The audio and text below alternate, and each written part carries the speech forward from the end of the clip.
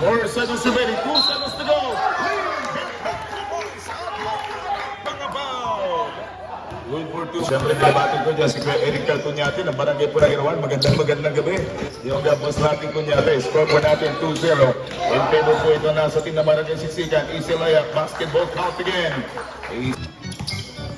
Philip Pinasea. Ito mismo. What the move!